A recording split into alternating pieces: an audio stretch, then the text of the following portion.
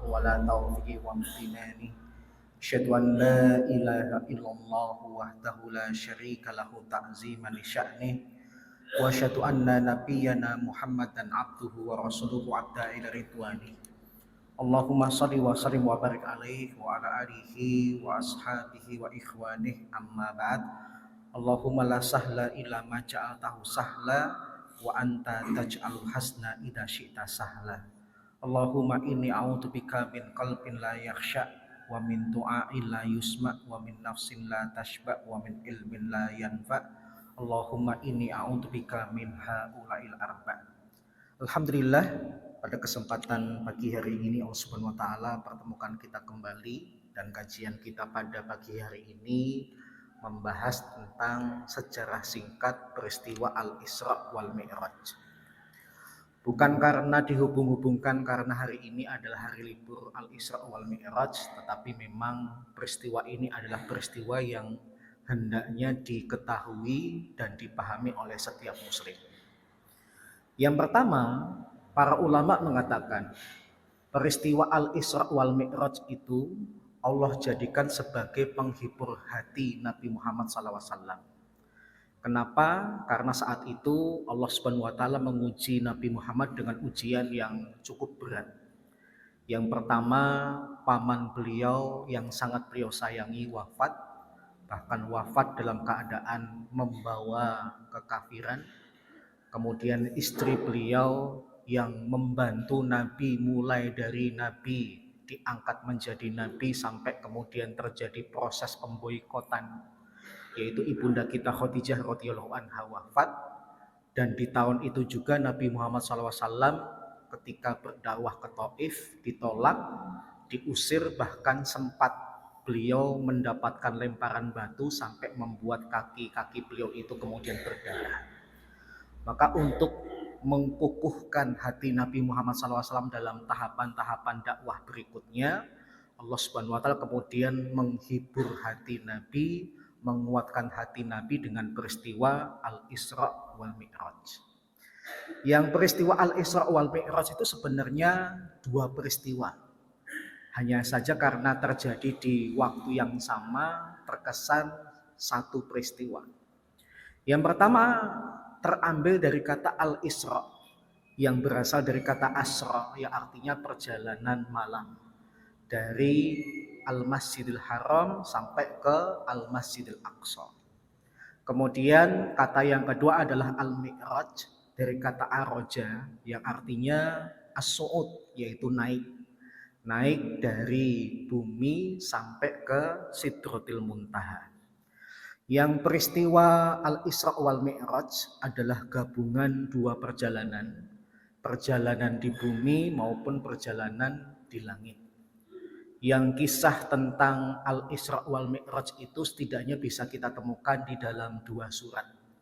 Yang pertama surat Al-Isra, surat ke-17 mulai dari ayat yang pertama. Kemudian yang kedua Quran surat An-Najm, surat ke-53 mulai dari ayat ke-13 sampai ke-18. Sedangkan di dalam hadis, banyak hadis yang membicarakan tentang Al-Isra wal Mi'raj.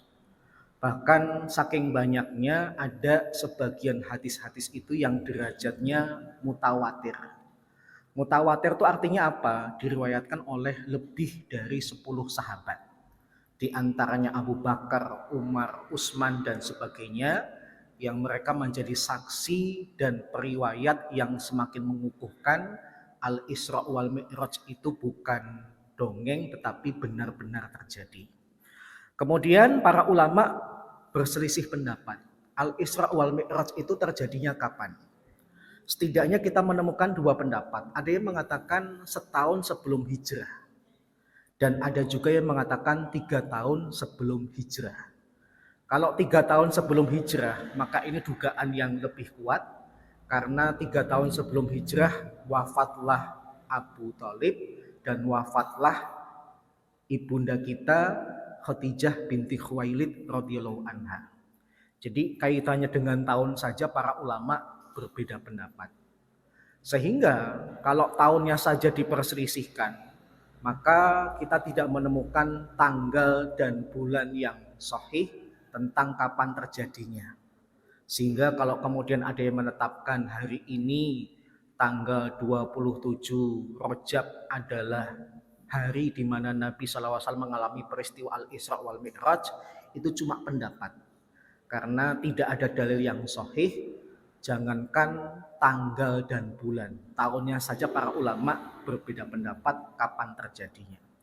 Tapi kemudian yang selanjutnya, Al-Isra wal Mi'raj itu disepakati oleh para ulama, beliau mengalami peristiwa ini ruhan wa jasadan. Beliau itu ketika diisrakan dan dimi'rajkan, yang berangkat itu adalah ruh dan jasad. Karena ada segelintir kaum muslimin yang menduga Nabi Muhammad itu ketika Isra dan Mi'raj ruhnya saja, sedangkan badannya masih berada di bumi. Maka argumentasi seperti ini bisa dibantah dengan 3 argumen. Yang pertama, ketika Allah Subhanahu wa taala mengatakan bi'abdihi, Maha suci Allah yang telah memperjalankan di waktu malam hambanya. Ketika Allah mengatakan hamba, maka yang dimaksud adalah utuh, ya ruhnya dan jasadnya. Yang kedua, terdapat pada kata subhana. Allah mengawali dengan kata subhana untuk menunjukkan kemahasucian dirinya. Yang para ulama tafsir mengatakan tidaklah Allah mengawali dengan kata subhana kecuali akan ada peristiwa agung yang akan Allah ceritakan. Kalau cuma yang berangkat tuh ruhnya saja, maka terkesan tidak terlalu agung. Tapi kalau kemudian yang berangkat adalah ruh dan jasad, maka itu sesuatu yang agung. Kemudian argumentasi yang ketiga, Nabi itu ruh dan jasad karena Allah kemudian persiapkan buraq, siapkan kendaraan. Kalau yang berangkat cuma ruh, Nabi Muhammad nggak perlu kendaraan. Tapi karena yang berangkat adalah ruh dan jasad, maka Allah Subhanahu wa taala kemudian persiapkan sebuah kendaraan khusus yang kemudian disebut dengan buraq. Karena peristiwa ini adalah peristiwa yang agung, maka di dalam sejarah dikatakan efeknya nggak main-main. Ada orang-orang yang di Mekah awalnya beriman, kala kemudian Nabi menceritakan semalam saya itu diisra dan dimi'rajkan oleh Allah, maka tidak sedikit penduduk Mekah itu yang awalnya beriman kemudian murtad karena merasa ini peristiwa yang tidak masuk di akal. Tapi itu muqaddimahnya. Kemudian awal peristiwa beliau melakukan Al-Isra wal Mi'raj, setidaknya kita bisa mengutip sebuah riwayat yang cukup panjang dari Anas bin Malik radhiyallahu anhu yang ia mendapat dari riwayat seorang sahabat lain yang bernama Malik bin So'ah radhiyallahu anhu. Bahwasanya Nabi SAW menceritakan tatkala beliau berada di Hatim. Hatim itu kalau sekarang kita nyebutnya Hijr. Para ulama mengatakan lebih amannya nyebutnya dengan Hijr saja. Tidak perlu ditambahkan dengan Ismail. Kenapa? Karena di kalangan masyarakat awam, ketika ada penambahan kata Ismail pada kata Hijr, jadi Hijr Ismail, maka kemungkinannya 2. Mereka menduga yang membangun Ka'bah itu adalah Ismail, karena buktinya di situ ada hijrnya. Yang kedua lebih parah, hijr itu kemudian disangka sebagai makamnya Nabi Ismail, yang hal ini kemudian tidak mungkin terjadi karena Allah menjadikan Ka'bah sebagai tempat ibadah dan salah satu tempat yang dilarang untuk kita ibadahi adalah tatkala tempat itu ada kuburannya. Jadi yang lebih pas menyebutnya dengan hijr saja tanpa menambahkan Ismail. Tapi kalau sudah terlanjur ya nggak apa-apa. Kemudian yang selanjutnya tatkala beliau sedang berada sendirian di Hatim atau Hijr itu, datanglah malaikat yang kemudian malaikat itu melakukan operasi kepada Nabi. Nabi SAW kemudian mengatakan malaikat itu kemudian membelah dadaku mulai dari leher bagian bawah sampai bawah pusar. Dan kita tahu Nabi Muhammad SAW sebelumnya itu juga pernah dioperasi oleh para malaikat ketika beliau itu berusia sekitar 4 tahun tatkala masih di Taif. tatkala masih berada di asuhan Halimah As-Sa'diyah radhiyallahu anha.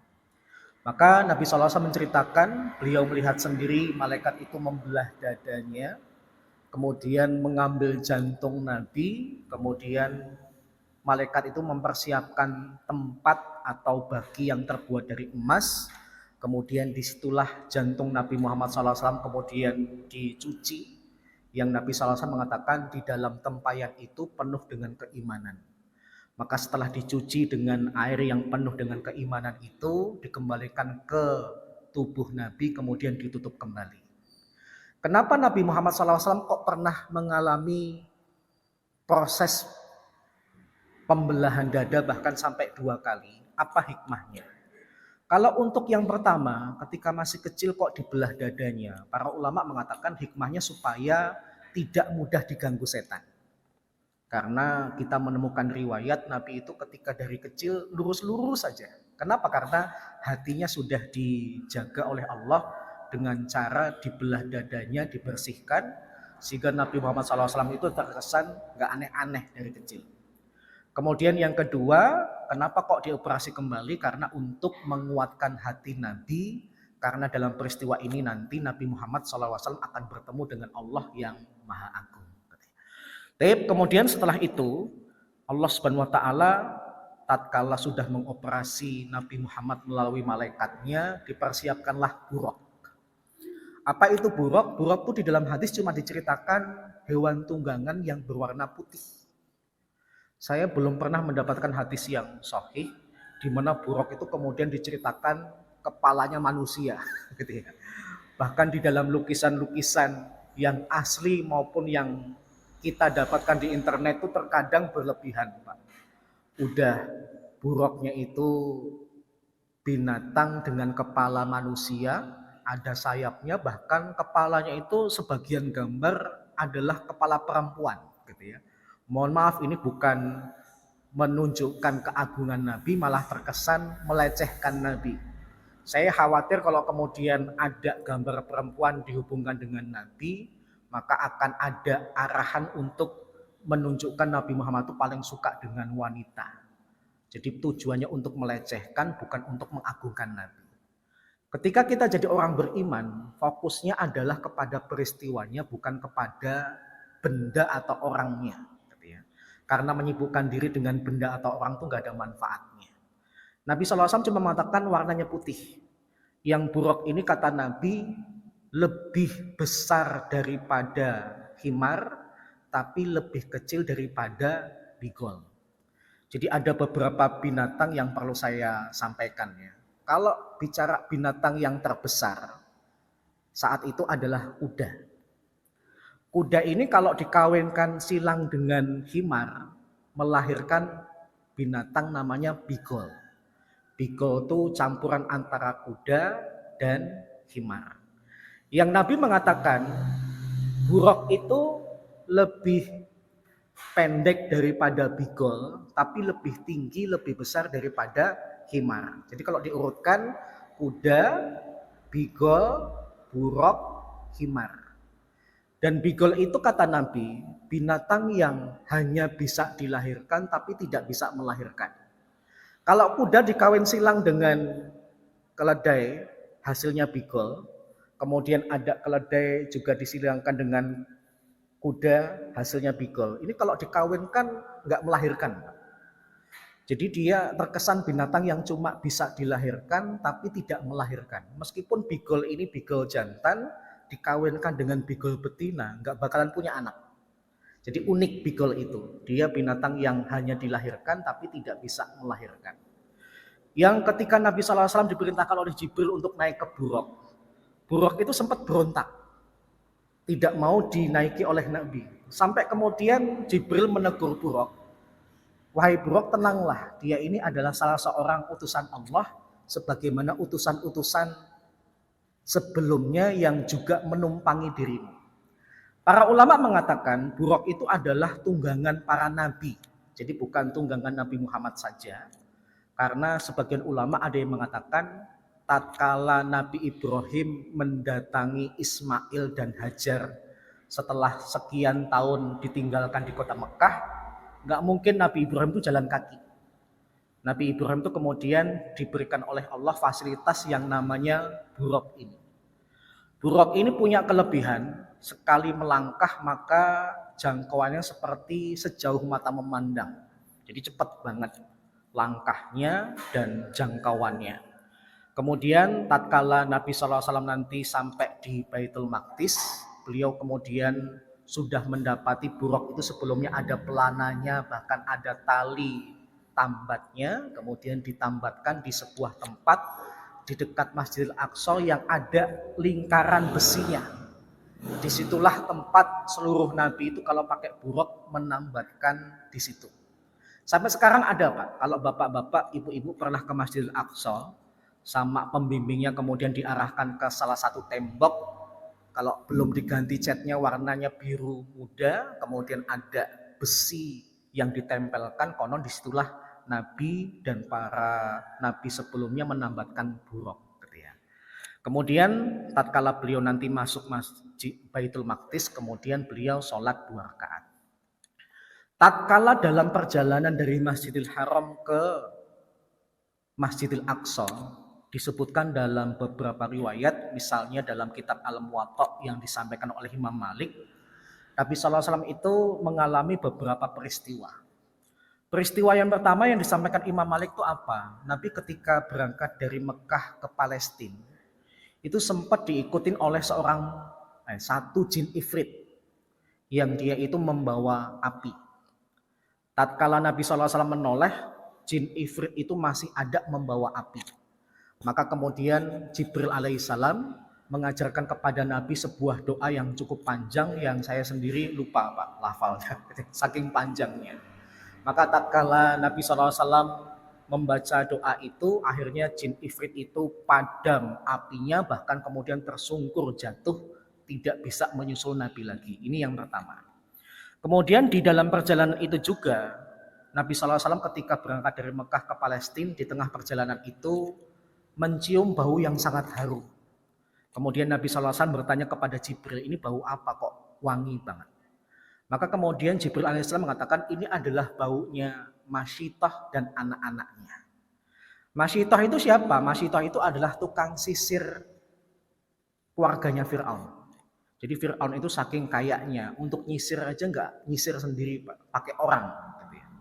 Bahkan saya pernah membaca literatur dengan bahasa Inggris. Konon keluarga kerajaan khususnya putri-putri raja di Denmark dan di Portugal itu setiap hari kalau disisir itu harus sampai 20.000 kali sisiran.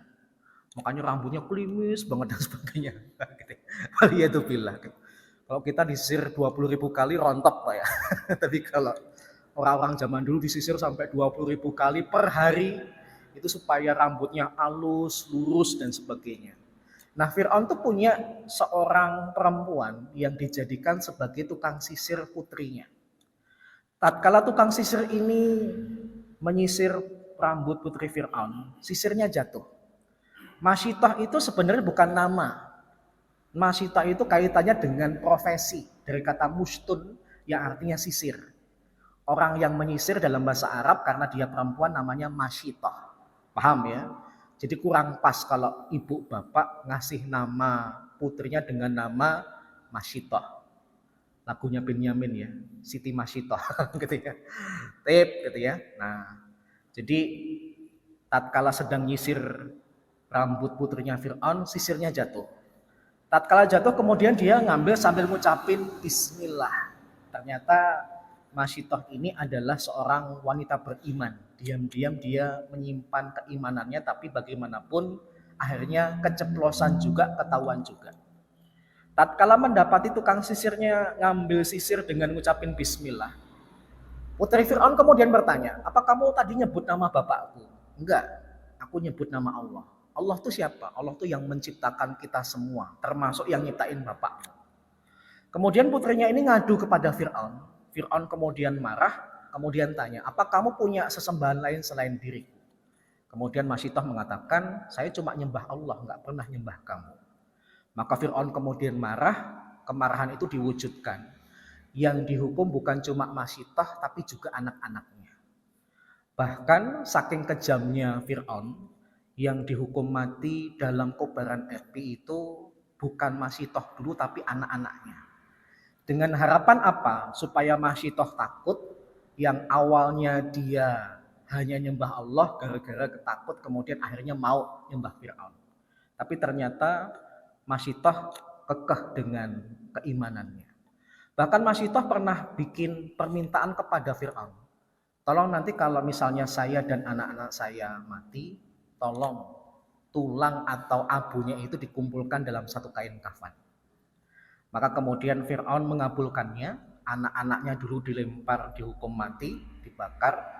Kemudian Masyittah tinggal membawa seorang bayinya yang kemudian dipegang dengan erat, sempat Masyittah itu goyah. Ya Allah, kalau yang mati setelah itu adalah saya, nggak apa-apa. Kasihan si jabang bayi ini. Maka Allah Subhanahu wa taala kemudian menjadikan bayi Masyittah itu seperti Nabi Musa, seperti Nabi Isa, mohon maaf, yaitu dapat berbicara. Di mana anaknya itu malah memilih, ya ummah iktahini. Bu, kita masuk ke dalam api saja. Kita mati dalam keimanan itu lebih baik daripada hidup dalam kesyirikan. Maka Masyittah kemudian masuk ke dalam kobaran api itu, yang Allah kemudian memuliakan Masyittah dan anak-anaknya yang dibunuh oleh Fir'aun dengan cara Nabi Muhammad SAW sampai bisa mencium bau wangi mereka. Belum ketemu saja udah kelihatan wanginya, apalagi nanti kalau ketemu dengan Masyittah. Ini peristiwa yang kedua. Peristiwa yang ketiga, dalam perjalanan itu Nabi SAW melihat seorang laki-laki ngumpulin kayu bakar yang sangat banyak. Udah banyak ditambah lagi, sampai kemudian laki-laki itu ingin membawanya, tapi karena terlalu banyak jatuh. Diangkat lagi terlalu banyak jatuh, akhirnya terkesan dia tidak bisa membawanya. Para ulama mengatakan takwil dari peristiwa yang ketiga itu apa? Kalau kita memang tidak mampu untuk melaksanakan amanah, sebaiknya serahkan kepada yang lain. Ada salah seorang teman saya, jadi pekerja di sebuah yayasan. Yayasan itu kemudian dapat dana rutin dari para donatur. Tapi kewalahan untuk bagaimana mengoperasikannya, bagaimana mewujudkan sumbangan-sumbangan dari donatur ini. Maka bagusnya kalau mengambil pelajaran dari peristiwa ketiga ini, serahkan saja kepada ahlinya. Kalau memang lembaganya itu mampunya mengolah dana 50 juta per bulan, ya sudah, kelebihannya serahkan kepada lembaga lain yang bisa mewujudkan keinginan para donatur untuk membantu sesama.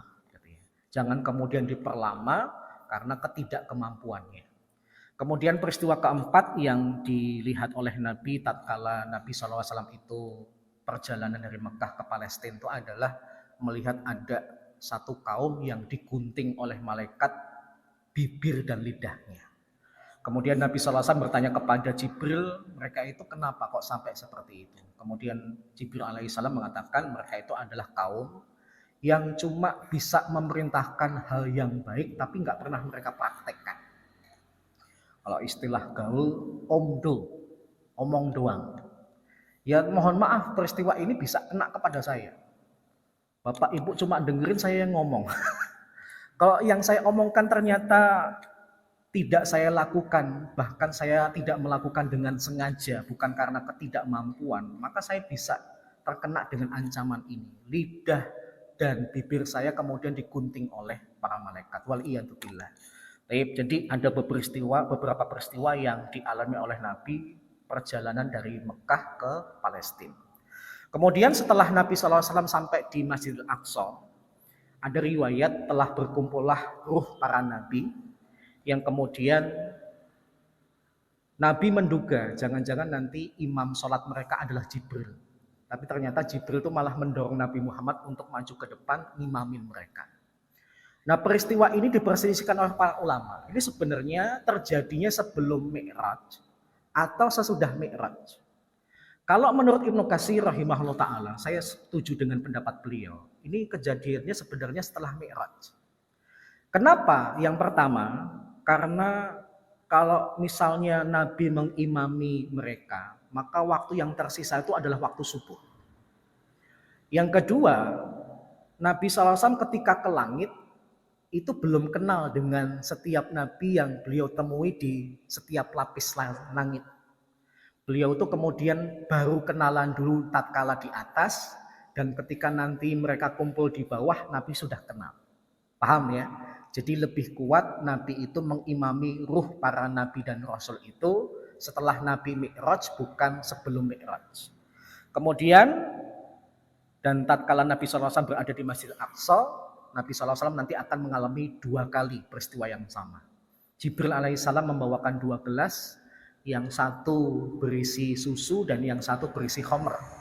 Maka Nabi SAW kemudian senantiasa memilih susu, dan Jibril mengatakan ikhtartal fitrah, engkau telah memilih yang fitrah. Dari sini Bapak dan Ibu saya ngambil pelajaran.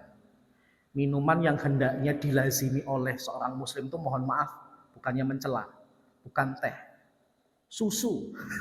Paham ya?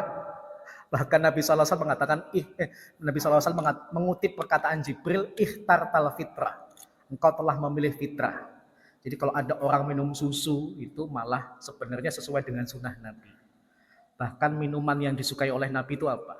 Tanpa khilaf para ulama, susu. Memang susu yang terbaik dari segi kesehatan itu konon susu kambing ya. Binatangnya paling kecil tapi ternyata khasiatnya ngelebihin susu sapi dan bahkan susu onta. Susu di bawahnya susu kambing yang kualitasnya bagus itu apa? Susu onta. Cuma jarang-jarang. Kalau ibu bapak pertama kali minum memang rasanya agak asin. Baru yang ketiga nanti susu sapi gitu ya. Jadi urutannya kambing, unta, sapi gitu ya. Tip itu kalau ada, kalau enggak ya nggak apa-apa. Tapi susu beneran ya, jangan kalengan. Susu beneran itu bukan susu Pak, itu creamer ya. Itu cuma kumpulan pemanis yang kemudian dibuat kental seperti susu. Kalaupun misalnya dicampur susu ya berapa tetes. Karena kalau di logika susu itu kan mahal, kok bisa kemudian sekaleng cuma harganya demikian. Kita beli susu segar saja 1 gelas itu bisa ngelebihin harganya 1 kaleng susu bendera. Berarti susu bendera itu bukan susu, tetapi creamer yang kemasukan beberapa tetes susu sapi gitu ya. Gitu ya. Kemudian yang selanjutnya Nabi SAW akhirnya berangkat dengan Jibril menuju ke langit. Di langit yang pertama, Jibril alaihissalam minta dibukakan oleh malaikat penjaga langit pertama. Ternyata setiap langit itu dikunci oleh Allah Subhanahu wa taala dengan ada malaikat penjaganya. Maka Jibril alaihissalam kemudian meminta izin untuk dibukakan. Maka setiap malaikat penjaga langit itu pasti pertanyaannya sama. Kamu siapa? Aku Jibril. Kaget mereka. Karena bosnya malaikat itu adalah Jibril. Jadi ya ada kasus ya, di mana anak buah tuh belum tentu pernah ketemu bosnya, gitu ya. Karena mungkin saking hebatnya bosnya, saking sibuknya bosnya, belum pernah ketemu kecuali pas momen-momen tertentu. Nah, malaikat para penjaga langit itu kemudian juga gitu, kaget. Ketika Jibril minta izin untuk dibukakan, kemudian ketika ditanya kamu siapa? Aku Jibril. Dengan siapa kamu? Dengan Muhammad. Apakah Muhammad yang diutus itu? Iya. Maka kemudian malaikat di setiap langit nanti mengatakan selamat datang kepada orang yang kami diperintah untuk membuka pintu langit dan engkau adalah sebaik-baik orang yang datang. Maka di langit yang pertama ini Nabi SAW kemudian bertemu dengan Nabi Adam alaihissalam. Dalam hadis diceritakan Nabi Adam saat itu kondisinya di kanan kirinya banyak ruh. Di kanannya ada banyak ruh, di kirinya ada banyak ruh. Nabi Adam itu kalau menoleh ke kanan tertawa. Dan kalau menoleh ke kiri kemudian menangis. Para ulama mengatakan takwilnya adalah ketika melihat ke kanan tertawa karena beliau melihat ini calon-calon penghuni surga. Keturunan beliau masuk ke surga, Nabi Adam ikut senang dengan tertawa. Sedangkan yang sebelah kiri membuat Nabi Adam menangis karena adalah keturunan-keturunan beliau yang kemudian masuk ke dalam neraka.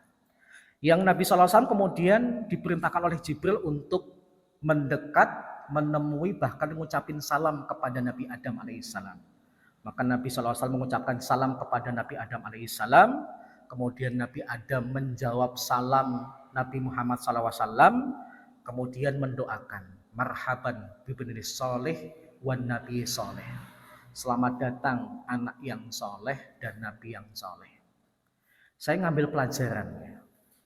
Sebenarnya tradisi yang baik itu adalah kalau ketemu banyak mendoakan dulu. Jangan terlalu banyak ngobrol dulu. Kita punya kebiasaan yang agak beda dengan orang Saudi. Orang Saudi itu kalau ketemu Pak, tanya kondisi saya bagaimana, didoakan. Kondisi keluarga saya bagaimana, ketika saya jawab kemudian didoakan. Jadi awal tuh bisa 5 menitan mendoakan terus. Baru nanti inti pertemuannya ngobrol bahas apa. Tapi kalau kita enggak, ngobrol dulu panjang, sampai kadang-kadang lupa mendoakan. Saya ngambil pelajaran dalam peristiwa di setiap langit nanti para nabi itu menjawab salam nabi, kemudian mendoakan nabi. Sehingga salah satu hal yang juga perlu kita ambil pelajaran, jangan sungkan untuk mengucapkan salam.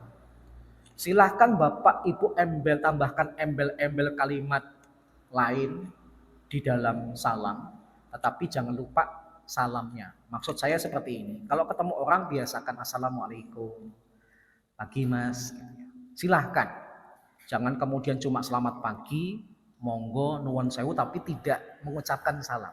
Kenapa? Karena Nabi saja sampai diperintahkan Jibril di setiap lapisan langit nanti mengucapkan salam kepada penghuni di langit itu. Setelah itu kemudian Nabi SAW akhirnya juga sempat diperlihatkan di langit itu kondisi orang-orang yang memakan harta anak yatim, kemudian diperlihatkan juga orang-orang yang melakukan dosa ghibah. Setelah itu Nabi SAW akhirnya naik ke langit yang kedua, peristiwanya sama. Jibril minta izin dulu.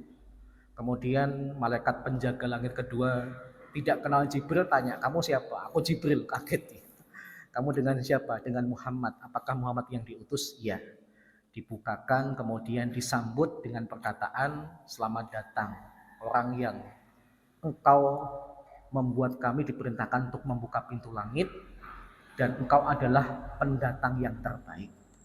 Kemudian di langit yang kedua Nabi SAW ketemu dengan 2 nabi sekaligus yang mereka itu punya hubungan sepupu, yaitu Nabi Yahya bin Zakaria dan Nabi Isa bin Maryam.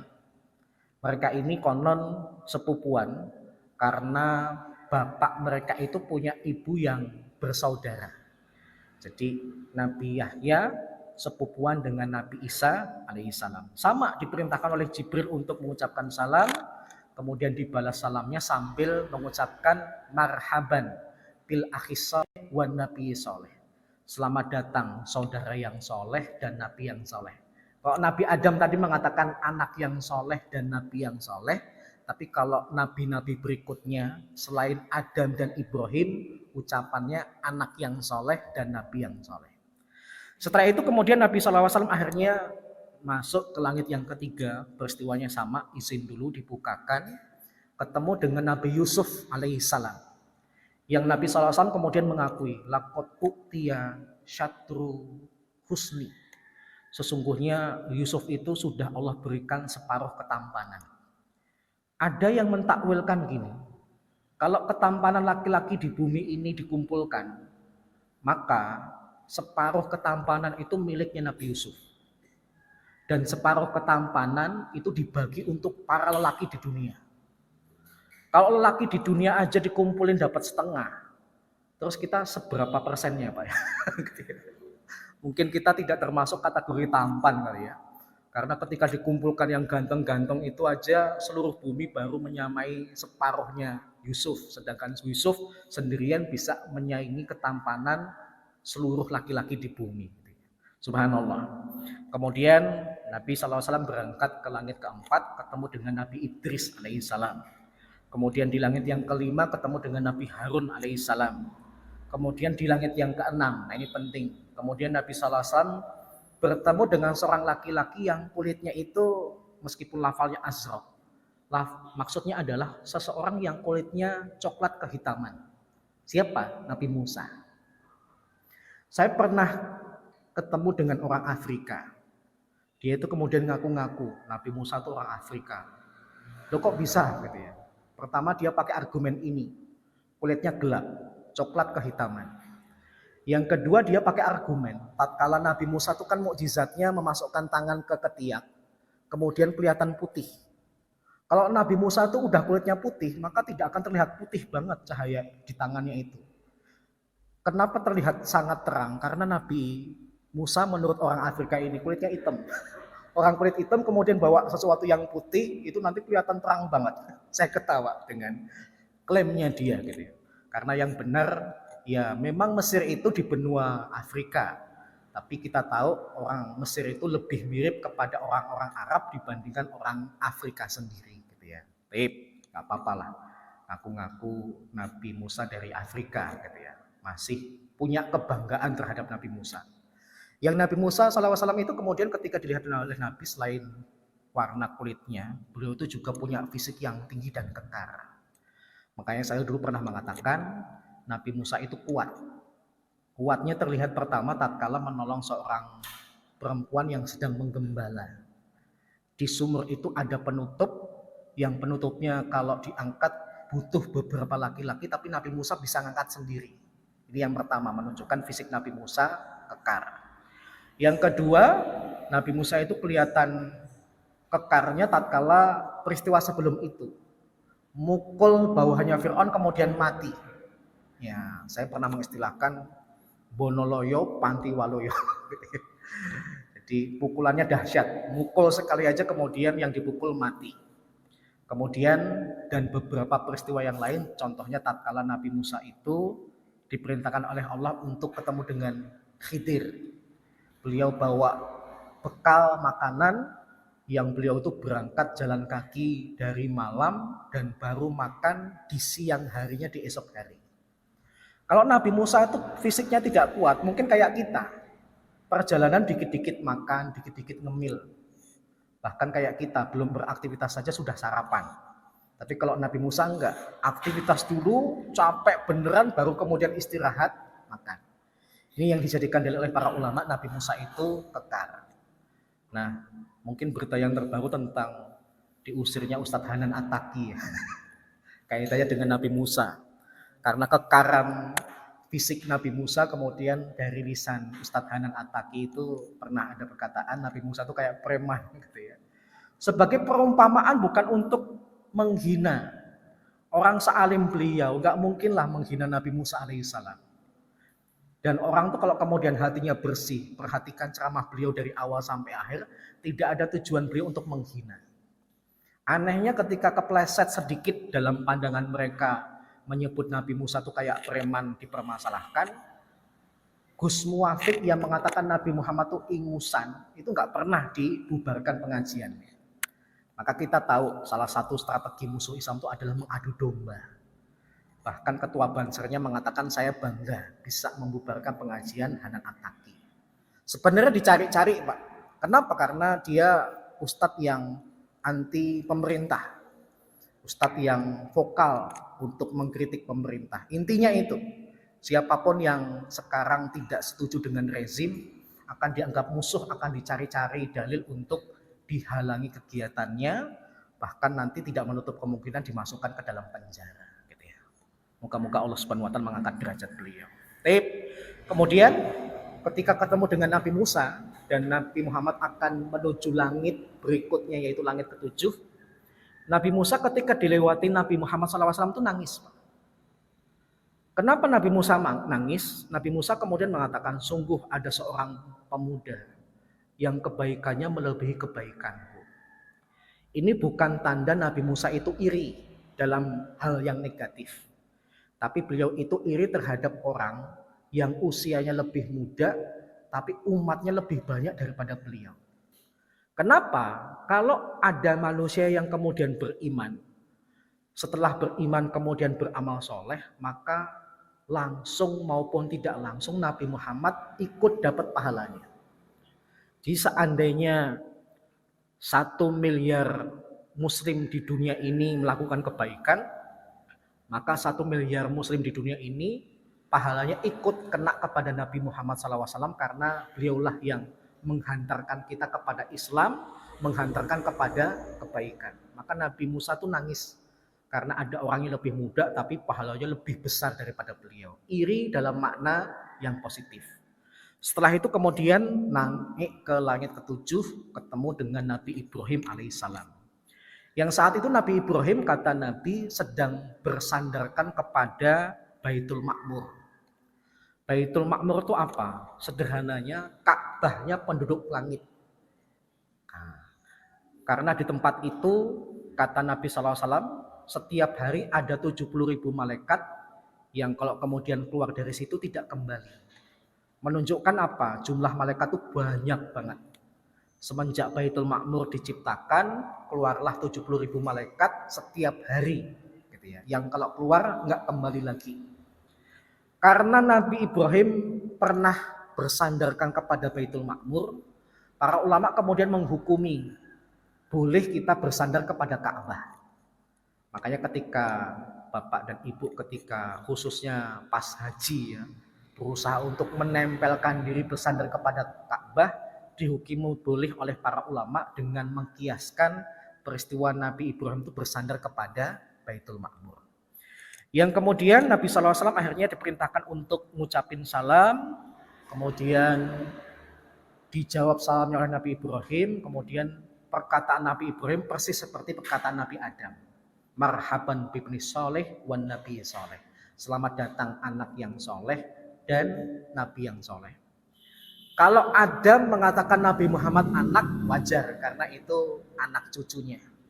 Demikian juga Ibrahim mengatakan Nabi Muhammad sebagai anak karena Nabi Muhammad keturunan Ismail dan Ismail adalah putra dari Ibrahim. Tapi kalau Nabi yang lain mengatakan al-akh as-soleh, saudara yang soleh. Kemudian dalam sebuah riwayat Nabi Ibrahim itu mengatakan, ya Muhammad, nanti kalau kamu sudah turun ke bumi, sampaikan salamku kepada penduduk bumi dan berikan kabar gembira kepada mereka Allah itu sudah menciptakan surga dengan keindahannya. Pertama, surga itu Allah ciptakan airnya sangat memuaskan. Yang kedua, datarannya datar. Nggak ada dataran tinggi dengan dataran rendah, rata. Kemudian tanahnya adalah tanah dengan kualitas terbaik dan Allah mempersiapkan sungai-sungai dengan berbagai macam kondisi.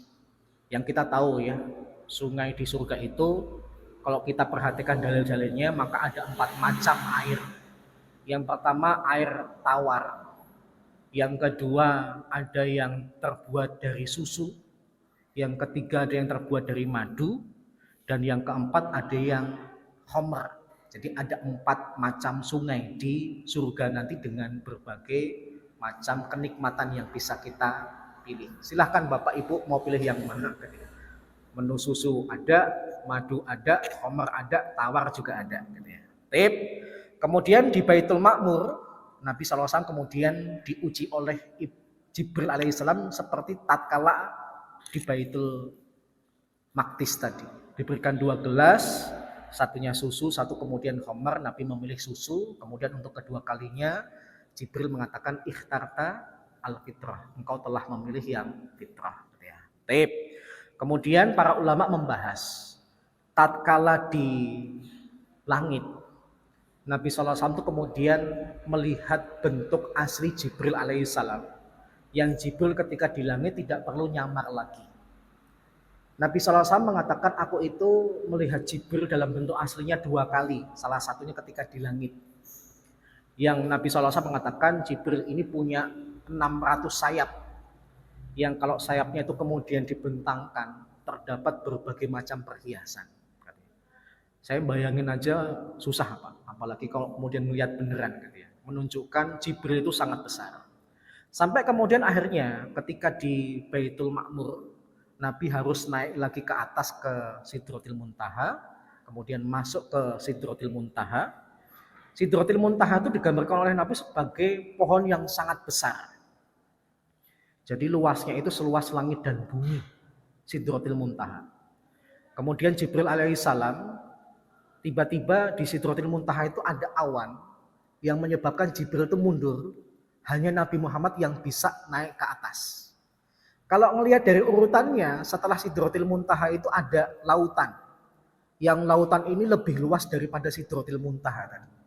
Kalau Sidratil Muntaha saja pohon yang luasnya seluas langit dan bumi, maka lautan ini lebih luas daripada itu.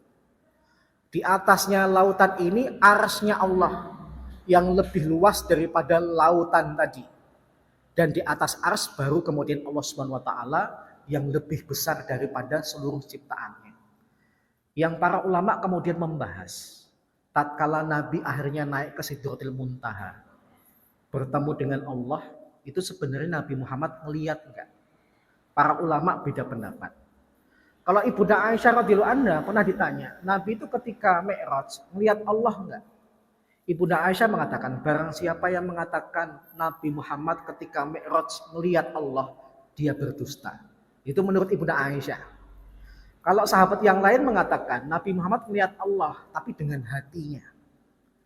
Ada juga riwayat Nabi Muhammad sebenarnya bisa melihat Allah, tapi Allah halangi, tiba-tiba ada cahaya yang membuat tabir antara Nabi Muhammad dengan Allah. Dan yang keempat, perkataan yang sahih itu adalah lan tarau rabbakum hatta tamutu. Kalian itu tidak akan bisa melihat Allah sampai kalian mati duluan. Salah satu hikmah kenapa Nabi Muhammad ketika ke langit belum bisa melihat Allah, karena Nabi Muhammad belum mati. Paham ya? Kalau Nabi Muhammad ingin melihat Allah secara langsung, syaratnya mati dulu. Sebagaimana sabda beliau, kalian tidak akan bisa melihat Allah sampai kalian nanti mati terlebih dahulu. Paham ya? Bukan karena Allah tidak berkenan, tapi Allah punya kemauan kalau melihat aku syaratnya mati dulu, itu pun nanti di hari kiamat. Nah disitulah Allah kemudian memerintahkan Nabi Muhammad dengan perintah 50 kali sholat dalam satu waktu. Nabi kemudian terima, turun di langit ke-7 ketemu Nabi Ibrahim diam saja. Turun di langit yang ke-6 ketika ketemu dengan Nabi Musa diajak ngobrol. Kamu di atas tadi ngapain? Ketemu dengan Allah, Allah perintahkan aku dan umatku sehari semalam sholat 50 kali. Nabi Musa kemudian mengatakan, is'alillah takhfif, minta keringanan, gak mungkin bisa. Ya kalau di logika juga benar gak bisa. Kalau seandainya kita sholat 50 kali sehari semalam, berarti rata-rata setiap setengah jam tuh adzan, iqomah, sholat. Karena kita kan cuma 24 jam. 24 jam aja itu baru 48 waktu sholat. Masih 2 lagi, berarti rentangnya lebih dipendekkan lagi. Kemudian Nabi SAW akhirnya ke atas, minta keringanan, yang kisahnya sudah ma'ruf, sampai kemudian tinggal 5. Inilah yang mempertegas Nabi Isa punya rasa iri tapi yang positif. Kalau Nabi Musa iri kepada Nabi Muhammad gara-gara pahalanya lebih besar, bisa saja Nabi Musa itu ketika umat Nabi Muhammad dapat 50 perintah sholat sehari semalam, Nabi Musa diam aja. Tapi karena Nabi Musa tidak punya sifat yang buruk, sifat yang jahat, kemudian belajar dari pengalaman beliau kemudian perintahkan Nabi Muhammad minta keringanan sampai tinggal 5. Ketika 5 pun Nabi Musa bilang, is'alillah tahwid, minta keringanan. Entah kenapa Nabi Muhammad SAW kemudian mengatakan, wah malu saya, 50 sampai 5 kok masih minta lagi. Seandainya kemudian Nabi Muhammad tidak malu, wah enak apa? Bisa jadi sehari semalam cuma sekali sholat. Tapi gini ya, para ulama mengatakan, hikmah 5 bukan 1 itu apa? Kalau 5 itu kan pasti lebih banyak daripada 1.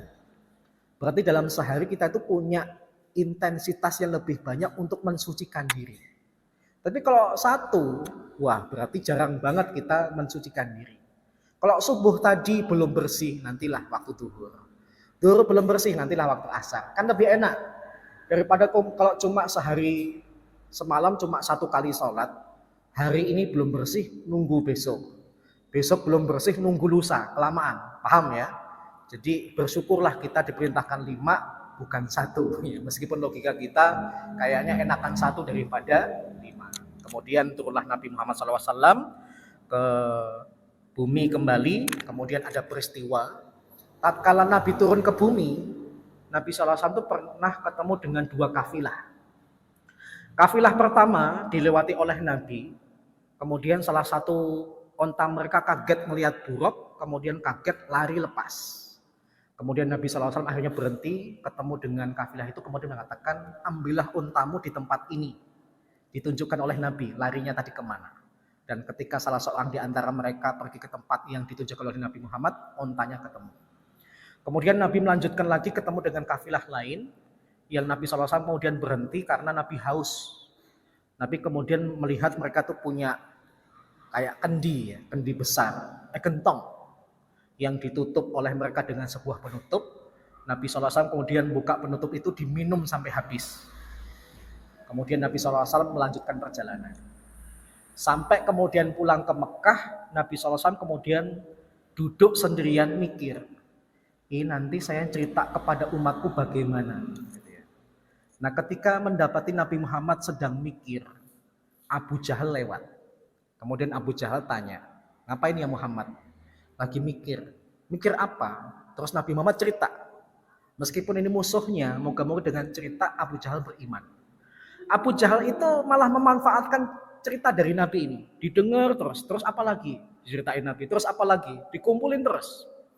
Setelah itu kemudian Abu Jahal manggil penduduk Mekah untuk melecehkan Nabi. Nih lihat, Muhammad cerita kalau semalam itu melakukan perjalanan dari Mekah ke Masjidil Aqsa, ke langit loh.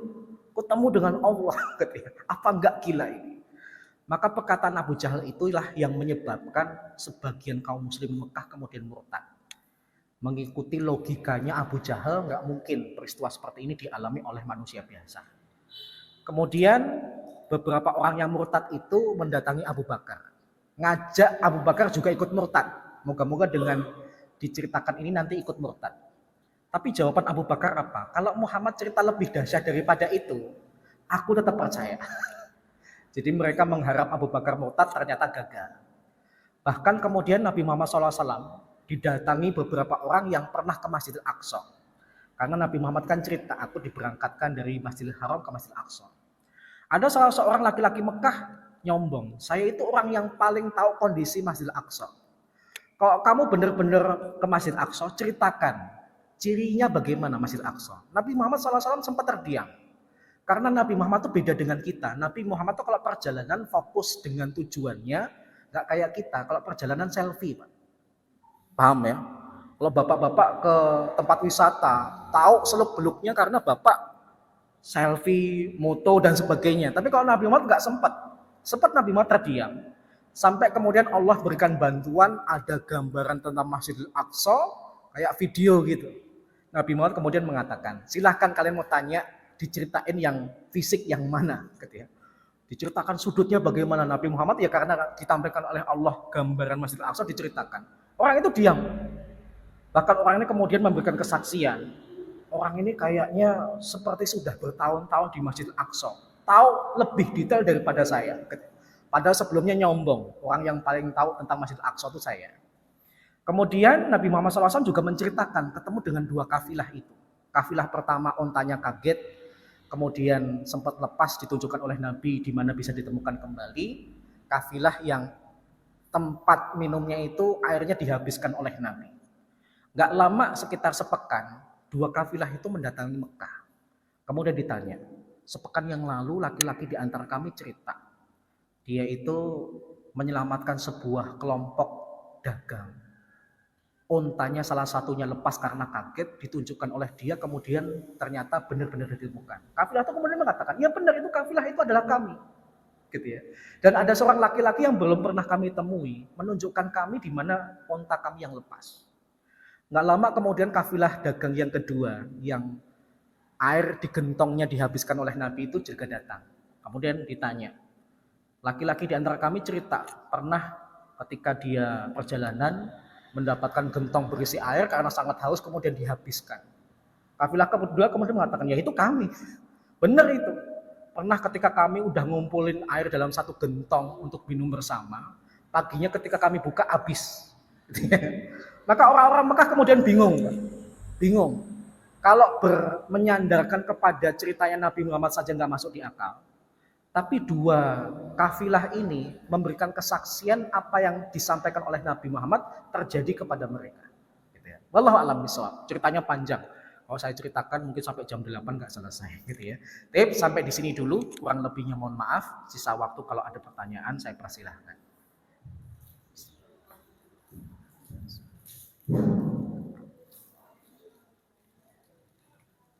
Assalamualaikum warahmatullahi wabarakatuh. Waalaikumsalam. Berhubungan waktu saya satu pertanyaan saja. Di luar dari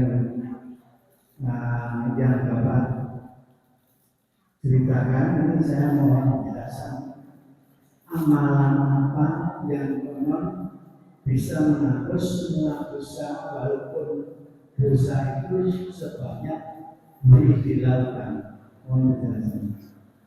Baik, yang pertama, amalan yang bisa menghapuskan dosa-dosa, termasuk dosa besar itu adalah taubat. Sebagaimana Nabi SAW pernah bersabda, "Atta ibu minad danbi kaman la danbalah." Orang yang bertaubat dengan sungguh-sungguh seperti orang yang tidak punya dosa. Jadi yang pertama bertaubat. Yang kedua, ada amalan yang sifatnya amalan lisan. Yaitu apa? Mengucapkan kalimat la ilaha illallah yang panjang. La ilaha illallah wahdahu la syarikalah, lahul mulku wa lahul hamdu wa huwa ala kulli syai'in qadir. Nabi SAW kemudian mengatakan, "Ghufirat lahu khotoyahu walau kanat misla zabatil bahri." Diampuni dosa-dosanya meskipun dosa-dosanya itu sebanyak buih-buih di lautan. Jadi yang pertama taubat, yang kedua bisa dengan melanggengkan, melazimkan kalimat la ilaha illallah yang panjang. Wallahu a'lam bishawab. Sampun? Sudah, Pak. Jadi, sudah selesai. Moga-moga bermanfaat. Mari kita tutup bersama doa kafaratul majlis dan hamdalah. Subhanakallahumma wa bihamdika asyhadu an la ilaha illa anta astaghfiruka wa atubu ilaik. Assalamualaikum warahmatullahi wabarakatuh.